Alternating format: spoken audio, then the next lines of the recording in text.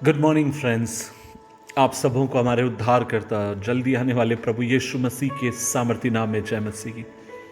आज के मनन का भाग हमने लिया है जो मेरे दिल के बहुत अधिक निकट है उस भाग से, और निर्गमन की किताब अध्याय 4 उसकी 12 आयत।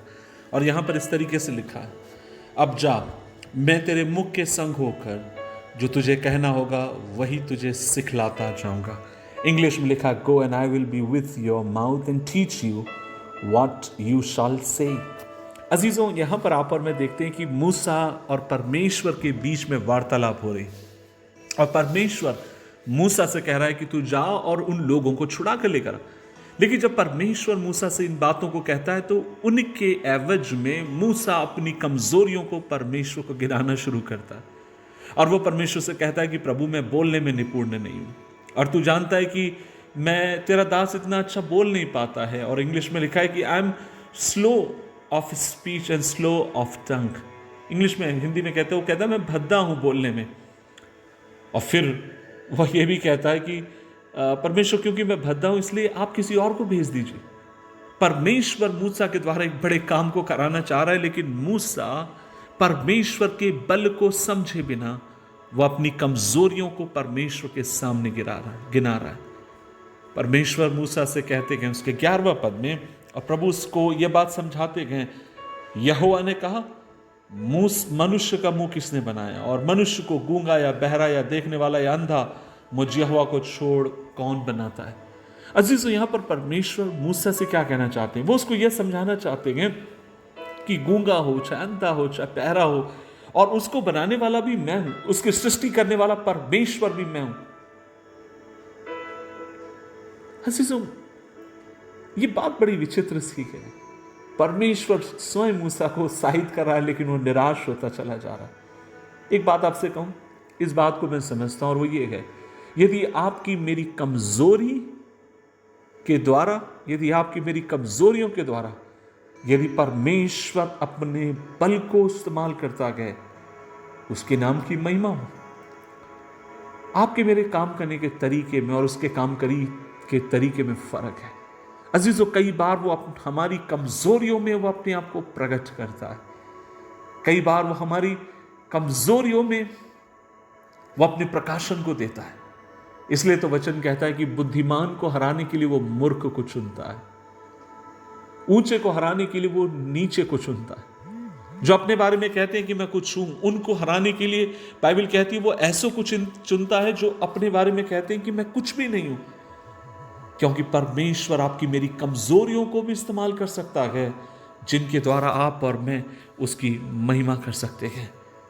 अजीज, अब मैं पौलुस की याद करता हूं। पौलुस इस तरीके से कहता है कि मैंने परमेश्वर से दुआ करी है, 2 कुरिन्थियों अध्याय 12 उसके 9 पद में, कि परमेश्वर से दुआ करिए कि वो मेरी उस कांटे को मुझसे निकाल दे। और मैंने 3 बार प्रभु से कहा, और परमेश्वर मुझसे बार बार एक ही बात कहता है कि पौलुस, मेरा अनुग्रह तेरे लिए काफी है, my grace is sufficient for the. मेरा अनुग्रह तेरे लिए काफी है, क्योंकि परमेश्वर जानता है पौलुस की उस कमजोरी के द्वारा परमेश्वर अपनी महिमा को लेना जानता है। आज मैं एक बात आपसे पूछना चाहता हूं, आपकी कमजोरी क्या है? आप कहेंगे, पास्टर जी मैं कम पढ़ा लिखा हूं, ये मेरी कमजोरी है। नहीं मेरे भाई, यदि तू अपनी इस कमजोरी को परमेश्वर के हाथ में देगा, परमेश्वर तुझे अनुग्रह देगा। अगर तू, यद्यपि तू कम पढ़ा लिखा है, लेकिन वो बुद्धिमानों के बीच में तुझे प्रचार करने के लिए और अपने काम को करने के लिए खड़ा करेगा। यदि आप कहते हैं कि आपके अंदर बुद्धि की कमी है, मेरे भाई, जब तू अपनी इस कमजोरी को परमेश्वर के हाथ में सौंप देगा, खुदावन सामर्थी है, वो राजाओं के सामने और बलशाली लोगों के सामने तुझे उठाकर खड़ा कर सकता। क्या है तेरी कमजोरी? आज तो खुदा के हाथ में सौंप दे।